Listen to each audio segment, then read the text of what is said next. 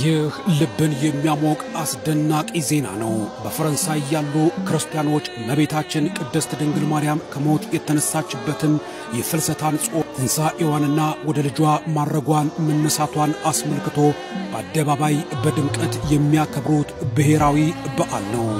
ፈረንሳውያን ክርስቲያኖች ድንግል ማርያም እንደሞተች ከሞትም ልጇ ኢየሱስ ክርስቶስ እንዳስነሳት ወደ ሰማይም እንዳረገች የሚያከብሩት ይህ በዓል በፈረንሳይ ብሔራዊ በዓል ሲሆን ሥራ የማይሰራበት የመንግሥት ተቋማት የሚዘጉበት ክርስቲያኖች አደባባይ በመውጣት በዝማሬና በምስጋና የሚያከብሩትና የሚያሳልፉት በዓል ነው።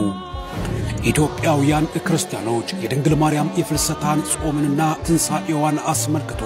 ከነሐሴ 1 እስከ ነሐሴ 16 በጾምና በጸሎት ተጠምደው ሲያሳልፉ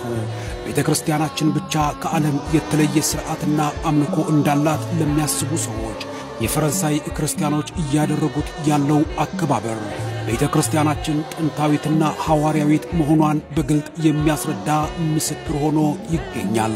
በዚህ ጉዳይ ላይ የፈረንሳይ ክርስቲያኖች የድንግል ማርያምን የፍልሰታን ጾም አስመልክቶና ትንሣኤዋንና ዕርገቷን በአደባባይ ብሔራዊ ቀን አድርገው እንዴት እንደሚያከብሩ ያሰባሰብኩላችሁን መረጃዎች ይዤላችሁ ቀርቤያለሁ። ለቻናላችን አዲስ የሆናችሁ ሰብስክራይብ በማድረግ የሚለቀቁ መረጃዎች ፈጥነው እንዲደርሷችሁ የደወል ምልክቷን በመጫን ይህ መረጃ ደግሞ ለብዙዎች ተደራሽ እንዲሆን ላይክና ሼር በማድረግ አብራችሁኝ እንድትቆዩ የምጋብዛችሁ ሙሉጌታ ስዩም ነኝ።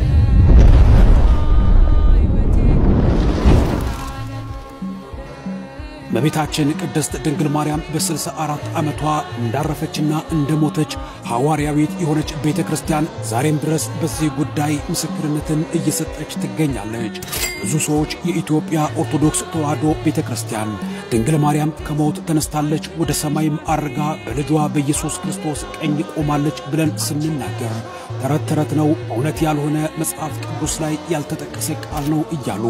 ቤተክርስቲያናችን ከዓለም የተለየች በየትኛው ዓለም የማይከበርና የማይደረግ ድርጊት ትፈጽማለች በማለት ለሚተቹና ለሚወቅሱ ሰዎች የፈረንሳይ ክርስቲያኖች ከፍልሰታ ጾም በኋላ የሚያከብሩት የእመቤታችን የቅድስት ድንግል ማርያም ትንሣኤና ዕርገትን እንደምንመለከተው አደባባይ በመውጣት ሕዝቡ የጧፍና የሻማ ብርሃን በመለኮስ ቅድስት ድንግል ማርያም መነሳቷንና ወደ ላይ ማረጓን እያስቡ እንዲህ በአደባባይ ያከብሩታል። ዛሬ በፈረንሳይና በምዕራቡ ዓለም እንደምንመለከተውና እንደምናስተውለው አብዛኛዎቹ ጸረ ክርስትናና ክርስቶስ ሆነው እየተነሱ ባለበት በዚህ ዘመን ፈረንሳይ በቅርቡ ባዘጋጀችው የኦሎምፒክ ዝግጅት ላይ በኢየሱስ ክርስቶስ ላይ ያደረገችው መሳለቅና በክርስቶስ ላይ የፈጸመችው መዘባበት ብዙ ክርስቲያኖችን ያሳዘነ ቢሆንም ግን እግዚአብሔር አምላክ አገርን ያለ ጻድቅ ያለ እርሾ አይተውምና በፈረንሳይ እነዚህ የምንመለከታቸው እልፍ ክርስቲያኖች ለክርስቶስ ክብር የሚቆሙ ለቅድስት ድንግል ማርያም ፍቅር አደባባይ የሚወጡ በርካታ ክርስቲያን ያለባት ሀገር ናት። እንግዲህ ዓለማዊነትና የዓለም ሥርዓት በተንሰራፋበት መንፈሳዊነት በቀዘቀዘበት ባለንበት በዚህ 21ኛው መቶ ክፍለ ዘመን የፈረንሳይ ክርስቲያኖች መንፈሳዊነትን አጥብቀው ያውም ደግሞ በዓላትን በአደባባይ በመግለጥና በማክበር ከሁሉ በላይ የምትልቀውን ቅድስት ድንግል ማርያምን እያከበሩና እያሰቧት ይገኛሉ።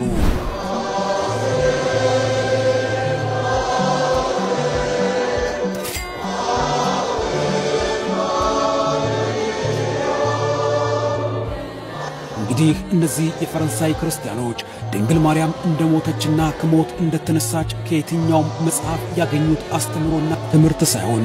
በትውፊት ከሐዋርያት የተቀበሉትና ያገኙት ሥርዓትና አስተምሮ በመሆኑ እንደ ሌሎች ሀገራት ክርስቲያኖች ሐዋርያት የጾሙትን የፍልሰታን ጾም እያሰቡ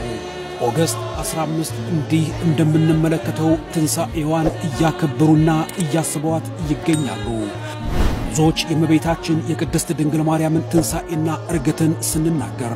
ይህ አፄ ዘርዓ ያዕቆብ የፈጠረውና የደረሰው ተረት ነው በማለት የሚወቅሱ ዘመነኛ የሀገራችን ተሐድሶ ፕሮቴስታንቶች እንግዲህ ለነዚህ ለፈረንሳይ ክርስቲያኖች የትኛው ዘርዓ ያዕቆብ ሄዶ ቢሰብክላቸውና ቢነግራቸው ነው ድንግል ማርያም ከሞት ተነስታለች ብለው እንዲህ አደባባይ በመውጣት ምስሏንና ቅርጿን በመያዝ በሻማና በደመቀ ስነ ስርዓት የሚያከብሩት? ብዙዎች ቤተክርስቲያናችንን ከዓለም ሥርዓት ለመለየትና ለመነጠል ኦርቶዶክሳውያን ክርስቲያኖችንም በዚህ ጉዳይ ለማሸማቀቅና ለመነጠል የሚያደርጉት ከንቱ ሰበካ ባይሳካላቸውም ዛሬ እንደ ፈረንሳይ ክርስቲያኖች ሁሉ ሌሎች አገራቶችም እንደምናየው የድንግል ማርያምን የትንሣኤዋንና የፍልሰታ ጾምን አስመልክቶ በድምቀት የሚከበርና የሚታሰብ በዓል ሆኖ ይገኛል።